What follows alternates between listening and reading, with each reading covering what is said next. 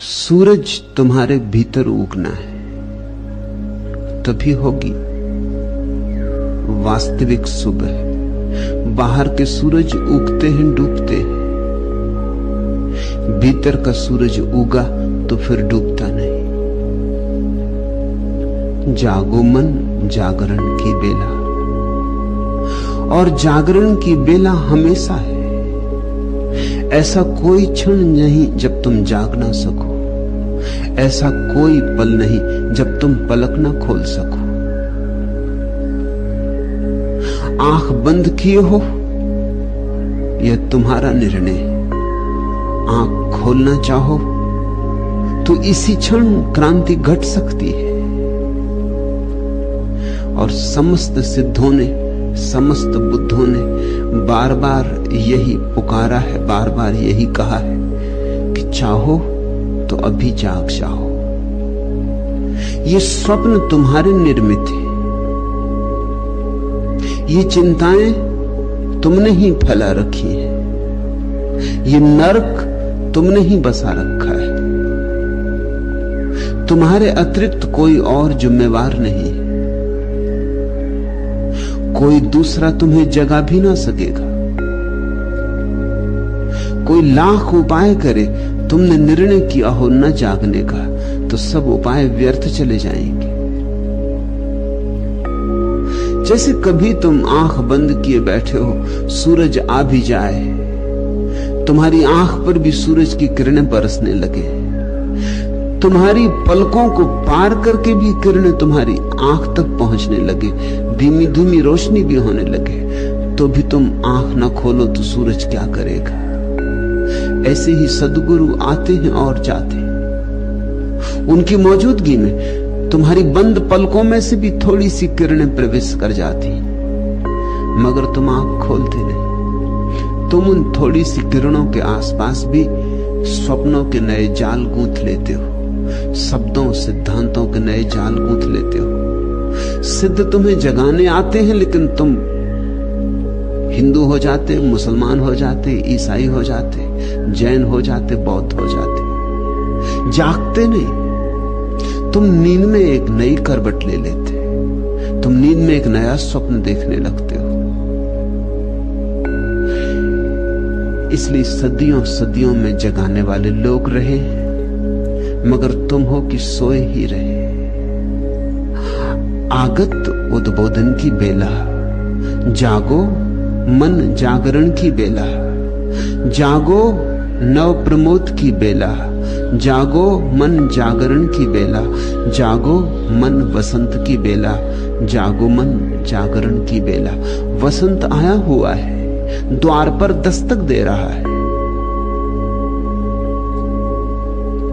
लेकिन तुम द्वार बंद किए बैठे हो। जिस अपूर्व व्यक्ति के साथ हम आज यात्रा शुरू करते हैं, इस पृथ्वी पर हुए अत्यंत प्रभावशाली व्यक्तियों में वह एक है। 84 सिद्धों में जो प्रथम सिद्ध है, सरहपा, उसके साथ हम अपनी यात्रा आज शुरू करते हैं। सरहपा के 3 नाम हैं। कोई सरह की तरह उन्हें याद करता है, कोई सरह पात की तरह, कोई सरहपा की तरह। ऐसा प्रतीत होता है सरहपा के गुरु ने उन्हें सरह पुकारा होगा, सरहपा के संगी साथियों ने उन्हें सरहपा पुकारा होगा, सरहपा के शिष्यों ने उन्हें सरहपात पुकारा होगा। मैंने चुना है कि उन्हें सरहपा पुकारूं, क्योंकि मैं जानता हूं तुम उनके संगी साथी बन सकते हो, तुम उनके समसामयिक बन सकते हो। सिद्ध होना तुम्हारी क्षमता के भीतर है। सिद्धों में और तुम में समय का फासला हो, स्वभाव का फासला नहीं। स्वभाव से तो तुम अभी भी सिद्ध हो, सोए हो सही, जैसे बीज में सोया पड़ा है अंकुर, समय पाकर फूटेगा, पल्लव निकलेंगे। जैसे मां के गर्भ में बच्चा है, समय पाकर जन्मेगा। समय का ही फासला है। तुम में, सिद्धों और बुद्धों में स्वभाव का जरा भी फासला नहीं। तुम ठीक वैसे ही हो जैसे बुद्ध, जैसे महावीर, जैसे मोहम्मद, जैसे कृष्ण, जैसे सरहपा। यह तो पहला सूत्र है जो स्मरण रखना, क्योंकि सरहपा इसी की तुम्हें याद दिलाएंगे। और इस सूत्र को जिसे ठीक से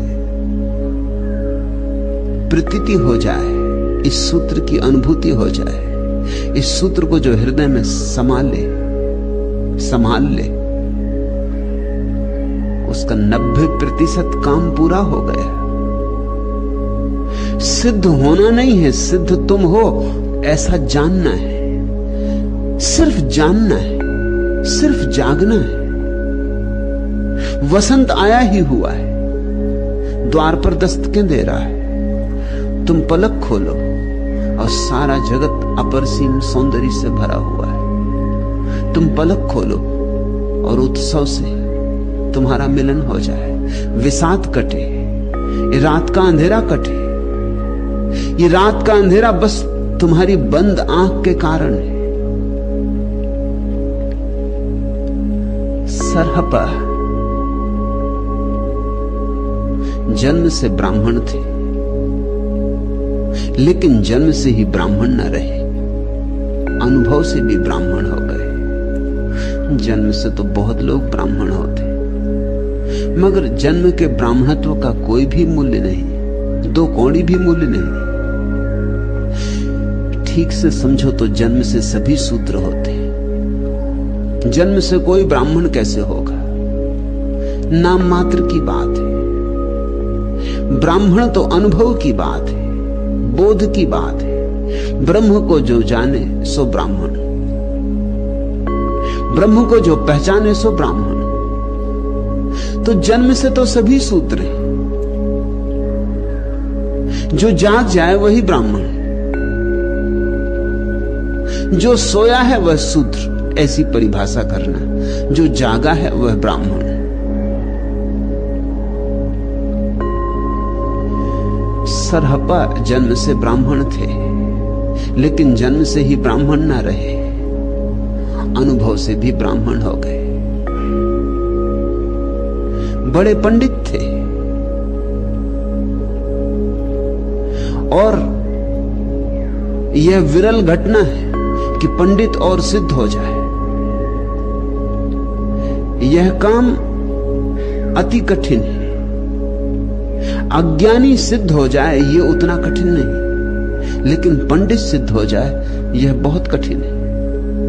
कारण अज्ञानी को इतना तो भाव होता ही है कि मैं अज्ञानी हूं, मुझे पता नहीं, इसलिए अकड़ नहीं होती, अहंकार नहीं होता।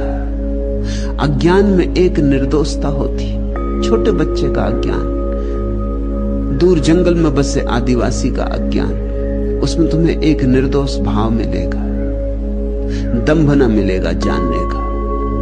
और दंभ जानने में सबसे बड़ी बाधा है। अहंकार भटका था, बहुत भटका था। और सरहपा बड़े पंडित थे, नालंदा के आचार्य थे। नालंदा में तो प्रवेश भी होना बहुत कठिन बात थी। नालंदा में विद्यार्थी जो प्रवेश होते थे उनको महीनों द्वार पर पड़े रहना पड़ता था। प्रवेश परीक्षा ही जब तक पूरी ना होती तब तक द्वार के भीतर प्रवेश नहीं मिलता था। नालंदा अद्भुत विश्वविद्यालय था, 10,000 विद्यार्थी थे वहां और हजारों आचार्य थे। और एक एक आचार्य अनूठा था। जो नालंदा का आचार्य हो जाता उसके पांडित्य की तो पताका फैल जाती थी सारे देश में। सरहप्पा नालंदा के आचार्य थे, बड़ी उनकी कीर्ति थी, बड़ा उनका पांडित्य था। एक दिन सारे पांडित्य को लात मार दी। धन को छोड़ना आसान है, पद को छोड़ना आसान है, पांडित्य को छोड़ना बहुत कठिन। क्योंकि धन तो बाहर है, चोर चुरा लेते, सरकारें बदल जाएं, सिक्के ना पुराने चले, बैंक का दिवाला निकल जाए, धन का क्या भरोसा है? धन तो बाहर की मान्यता पर निर्भर है। लेकिन ज्ञान तो भीतर है, न चोर चुरा सकते, न डाकू लूट सकते। तो ज्ञान पर पकड़ ज्यादा गहरी होती। ज्ञान अपना मालूम होता है, इसे कोई छीन नहीं सकता। यह दूसरों पर निर्भर नहीं है। यह धन ज्यादा सुरक्षित मालूम होता है। फिर ज्ञान के साथ हमारा तादात्म्य हो जाता है, धन के साथ हमारा तादात्म्य कभी नहीं होता। तुम्हारे पास हजारों सिक्कों का ढेर लगा हो, तुम ऐसा नहीं कहते कि मैं ये सिक्कों का ढेर हूं।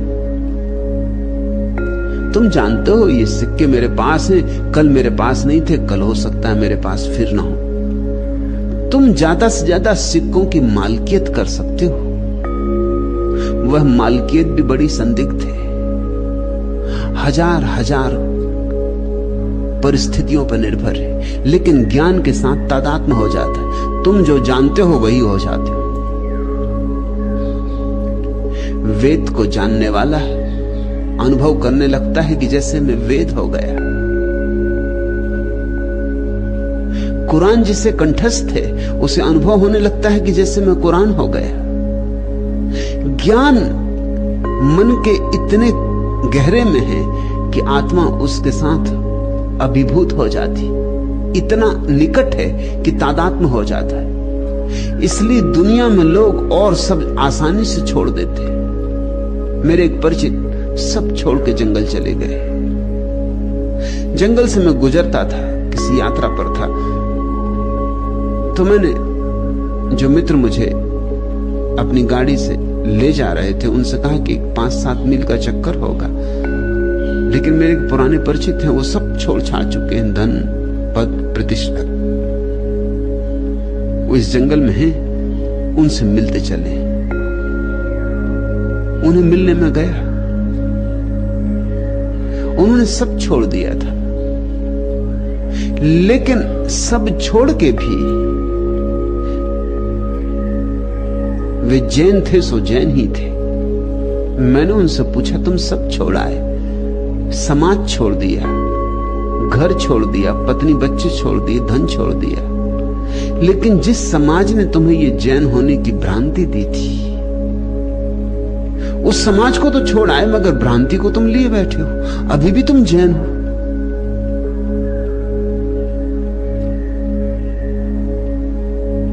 उनको एकदम से समझ में ना आया कि ये कैसे छोड़ा जा सकता है। जैन होना क्या है? ज्ञान की एक खास राशि। हिंदू होना क्या है? ज्ञान की एक दूसरी राशि। ईसाई होना क्या है? ज्ञान की तीसरी राशि। जिसने बाइबल से अपना ज्ञान चुना है वो ईसाई, और जिसने गीता से अपना ज्ञान चुना है वो हिंदू। सब छोड़ के आदमी चला जाता है। तुम देखते हो सन्यासी हैं, सब छोड़ देते, मगर फिर भी हिंदू हैं सो हिंदू हैं। ज्ञान नहीं छूटता है, और जब तक ज्ञान न छूटे तब तक जानना कुछ भी नहीं छूटा। समाज मत छोड़ो, चलेगा। घर द्वार मत छोड़ो, चलेगा, मगर ज्ञान छोड़ दो। क्योंकि ज्ञान के कारण तुम्हें भ्रांति हो रही कि मुझे मालूम है, जबकि तुम्हें मालूम नहीं है। मालूम तुम्हें तभी हो सकता है जब तुम पहले यह अंगीकार कर लो कि मुझे मालूम नहीं। ज्ञान की यात्रा ही अज्ञान के बोध से शुरू होती। अद्भुत व्यक्ति रहे होंगे सरहप्पा, एक दिन पांडित्य को लात मार दी, अज्ञानी हो गए। सब छोड़ छाड़ दिया, शास्त्र, जानकारी, उपाधियां सब छोड़ दी, एक फक्कड़ फकीर हो गए, अज्ञानी की तरह घूमने लगे। मुझे कुछ मालूम नहीं, ऐसी घोषणा करने लगे। और जो आदमी ऐसी घोषणा करे कि मुझे कुछ मालूम नहीं, मालूम होने के करीब उसके दिन आ गए, समय आ गया, क्योंकि अहंकार गिर गया। अब रुकावट कहां रही? अहंकार की दीवार ही तोड़े थी। ख्याल करना, जानने के लिए छोटे बच्चे जैसा सरल हो जाना जरूरी है। जानने के लिए फिर आंखों में वही आश्चर्य चाहिए जो छोटे बच्चों की आंखों में होता है, और वही निर्मलता, वही निर्दोष भाव, वही छोटी छोटी चीज को देख के अवाक हो जाना। वृक्ष से आते हुआ धूप का एक टुकड़ा, और बच्चा आश्चर्य विमुक्त हो जाता है, जैसे सोने की ढेरी मिल गई हो। कि हवाओं का गुजरना वृक्षों से, और वृक्षों का नाच, वृक्षों से टकरा के होता हुआ नाद, और छोटा बच्चा नाच उठता है, मग्न हो जाता है। फूल खिल जाएं, कि तितलियां उड़ने लगे, कि कोयल पुकार ले, और छोटे बच्चे का सारा प्राण रस विमुक्त हो जाता। लेकिन तुम गुजर जाते हो ऐसे जैसे कुछ भी नहीं हो रहा। वृक्षों से छनती हुई धूप, उस धूप में छाया हुआ रहस्य तुम्हें आंदोलित नहीं करता। ना नाचते हुए वृक्ष तुम्हें प्रभावित करते, ना आकाश के तारे तुम्हें छूते, तुम अस्पर्शित गुजर जाते हो। तुमने चारों तरफ ज्ञान की इतनी राशियां इकट्ठी कर ली, इतनी परतें इकट्ठी कर ली कि तुम्हारी जानकारी के कारण तुम्हारा आश्चर्य का भाव मर गया है। और आश्चर्य के भाव से ही कोई परमात्मा को अनुभव कर सकता है। आश्चर्य विमुक्त जो है वही प्रार्थना में रत है। आश्चर्य प्रार्थना की शुरुआत है, और तुम्हारा ज्ञान आश्चर्य को मार डालता है, आश्चर्य की गर्दन घोंट देता है। सरहपा को यह अनुभव हुआ होगा कि ये जो मैंने शास्त्रों से सीख लिया है मेरा नहीं, उधार है, बासा है, इसका कोई मूल्य नहीं। मैंने तो जाना नहीं, किसी और ने जाना। किसी और के जानने से क्या होगा? किसी और ने रोशनी देखी, इससे मैंने तो रोशनी नहीं देख ली। और किसी और ने भोजन किया तो मुझे पोषण न मिला, और कोई और चला तो मेरी मंजिल तो आई नहीं। मैं चलूं तो मेरी मंजिल आए, मैं देखूं तो मुझे दर्शन हो, और मैं जल पीऊं तो मेरी प्यास बुझे। एक दिन ये बात समझ में आ गई होगी। ये बहुत विरली घटना है, पंडित को ये बात समझ में नहीं आती। आए तो भी पंडित समझना नहीं चाहता, क्योंकि इसका मतलब हुआ कि वो इतने दिन तक, वर्षों तक जो पांडित्य इकट्ठा किया था उसे छोड़ना होगा। तो वो सारे वर्ष व्यर्थ गए, तो वे सारी चेष्टाएं, विराट देर देर तक जाग कर शास्त्रों के साथ सिर फोड़ना, शब्दों का संग्रह, और उन शब्दों और शास्त्रों के कारण मिली प्रतिष्ठा, अहंकार पर चढ़ी हुई पुष्पमालाएं, वे सब व्यर्थ गईं। तो इतने दिन मूर्ता में बीते। इतनी हिम्मत कम होती। जैसे जैसे व्यक्ति प्रसिद्ध होने लगता है वैसे वैसे मुश्किल होने लगती। मैंने सुना है एक कवि का सम्मान किया जा रहा था, उसका 60वां वर्ष मनाया जा रहा था। बड़ी फूलमालाएं चढ़ाई गई थी, बड़े प्रशस्ति में गीत पढ़े गए थे, लेकिन कवि था कि कुछ उदास बैठा था। किसी संगी साथी ने पूछा कि आज उदास होने का दिन नहीं, आज इतने उदास क्यों हो? तो उस कवि ने कहा, सच बात यह है, ये सारा स्वागत समारोह, ये फूलमालाएं, ये प्रसिद्धियां मुझे याद दिला रहे हैं कि मैं कभी कभी होना ही नहीं चाहता था। मैंने कभी चाहा नहीं था कवि होना। ये तो मजबूरी में। पैसे कमाने के लिए मैंने कविताएं लिखनी शुरू की थी। मुझे इनमें कभी रस भी नहीं आया। तो उस मित्र ने पूछा कि फिर तुम 60 वर्ष तक राह क्या देखते रहे, छोड़ क्यों ना दिया कविताएं बनाना? उन्होंने कहा कैसे छोड़ता, धीरे धीरे मैं प्रसिद्ध हो गया।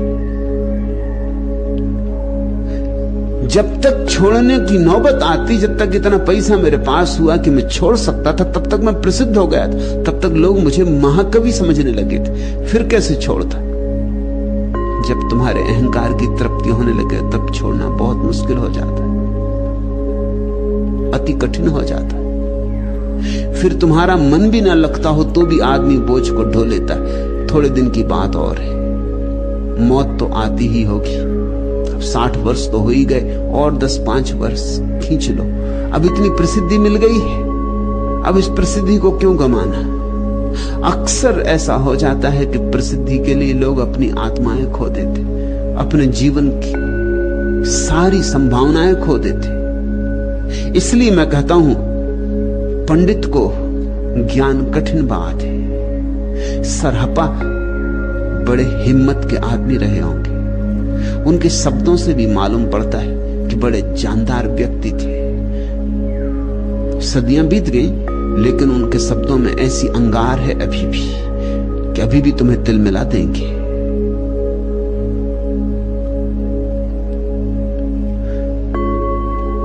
पांडित्य छोड़ा, नालंदा छोड़ा, और उस समय का एक बहुत फक्कड़ों का संप्रदाय था वज्रयान, उसमें सम्मिलित हो गए। ये जमात ऐसी ही थी जैसे मेरी जमात है।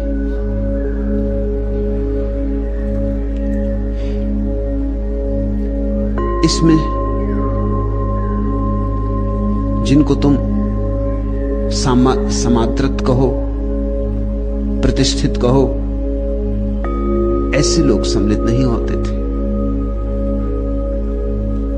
इसमें तो तुम उन्हीं को देख पा सकते थे जिनको बगावती कहो, क्रांतिकारी कहो, जो लात मार दें सारी प्रतिष्ठा पर, समाज के सम्मान पर। वज्रयान बड़े हिम्मतवर लोगों का समूह था। वज्रयान की मूल धारणा है कि जो है उसे ऐसे जाना जा सकता है जैसे बिजली की कौंध होती, एक क्षण में सब दिखाई पड़ जाता है। सत्य को जानने के लिए कोई क्रमिक आरोहण की जरूरत नहीं, क्योंकि सत्य दूर नहीं कि उस तक पहुंचने में समय लगे। सत्य तो यही मौजूद है, बिजली को न जाए जैसे बिजली कौंध जाए, ऐसा अभी मिल सकता है, इसी क्षण मिल सकता है। साहस चाहिए, त्वरा चाहिए। तो जैसे कोई तलवार से एक ही झटके में गर्दन काट दे, ऐसे एक ही झटके में सिद्धावस्था प्राप्त हो सकती है। यही मैं भी तुमसे कह रहा हूं। क्रमिक उपलब्धि की बात कि धीरे धीरे मिलेगा, कि जन्म जन्म श्रम करेंगे तब मिलेगा, भ्रांत है। इसलिए भ्रांत है कि मौलिक रूप से मन यही चाहता है कि कल पर टाला जा सके, और क्रमिक विकास की धारणा में कल पर टालने की सुविधा है। कल मिलेगा, परसों मिलेगा, अगले जन्म में मिलेगा। आज तो नहीं मिलने वाला है, इसलिए आज तो तुम जो कर रहे हो करो, जैसे हो रहो, कल की फिक्र करो। वज्रयान कहता है अभी मिल सकता है, यहीं इसी क्षण, या तो इसी क्षण या कभी नहीं, या तो अभी या कभी नहीं। और जब भी मिलेगा तब अभी ही मिलेगा, क्योंकि अभी के अतिरिक्त और कोई समय नहीं है। आज के अतिरिक्त कोई दिन नहीं, कल कभी आया है।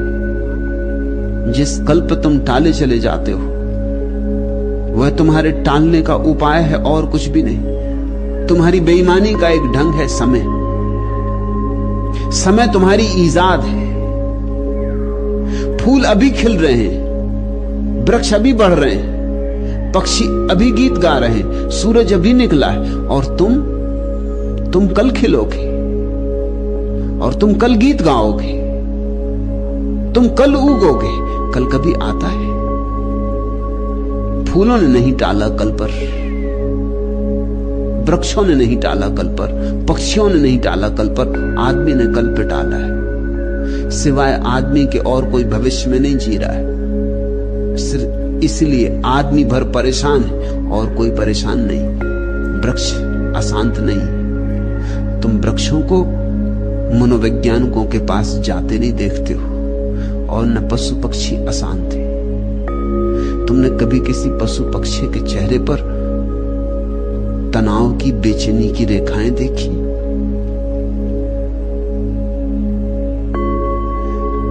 कभी कोई पशु पक्षी जंगल में स्वाभाविक अवस्था में तुमने पागल होते सुना? हां, कभी कभी सर्कस के जानवर पागल हो जाते हैं, अजायब घर के जानवर पागल हो जाते हैं, वो आदमियों के कारण। उनका जुम्मा आदमियों पर है। अब कोई जानवर सर्कस में रहने को थोड़ी बना है कि अजायब घर में रहने को बना है। ऐसा समझो कि पशुओं की दुनिया हो और उसमें अजायब घर हो जिनमें आदमी बंद हो, उनकी क्या हालत होगी। और पशु देखने आए, हाथी चले आए, घोड़े चले आए, गधे चले आए देखने आदमी को अजायब घर में, और आदमी घूम रहा है कटघरे में। जैसे आदमी पागल हो जाए, ऐसे तुम्हारे अजायब घरों में तुम्हारे जानवर कभी कभी पागल हो जाते तुम्हारे कारण। लेकिन प्रकृति में पागलपन घटता ही नहीं। प्रगति पागलपन को जानती नहीं। क्यों? अशांति ही नहीं है तो विक्षिप्तता कैसे होगी? अशांति नहीं है क्योंकि समय ही नहीं है, तो अशांत कोई कैसे होगा? इसे थोड़ा समझ लेना तो ये सूत्र समझ में आने आसान हो जाएंगे। अशांत होने के लिए समय चाहिए। अशांत होने के लिए अतीत का भाव चाहिए, भविष्य का भाव चाहिए। अतीत की याददाश्त चाहिए अशांत होने के लिए। वो जो 10 साल पहले किसी ने गाली दी थी वो अभी भी चुभनी चाहिए।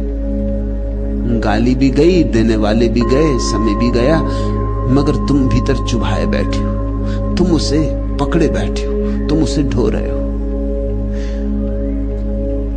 वर्षों पहले की याददाश्तें तुम्हारे चित्त पर बोझिल होनी चाहिए तो तुम अशांत हो सकते हो। और भविष्य की कल्पना होनी चाहिए कि कल ऐसा करेंगे, परसों ऐसा करेंगे। योजनाएं, कल्पनाएं भविष्य की और स्मृतियां अतीत की, इन दोनों के बीच में ही पिस के तुम पागल होगे। इन दो चक्की के पाट के बीच जो फंस जाता है वो बच नहीं पाता। और मजा यह है कि दोनों ही चक्की के पार्ट झूठे। अतीत जा चुका, अब नहीं है, और भविष्य अभी आया नहीं। सच्चा तो सिर्फ वर्तमान है, सच्चा तो यह क्षण, नगद तो केवल यह क्षण। इस क्षण में कैसी अशांति, जरा सोचो, गुनो। इस क्षण में कैसी अशांति। मत आने दो अतीत को, मत आने दो भविष्य को, फिर इस क्षण में तुम अशांति खोज सकोगे? चेष्टा भी करोगे तो अशांत ना हो सकोगे।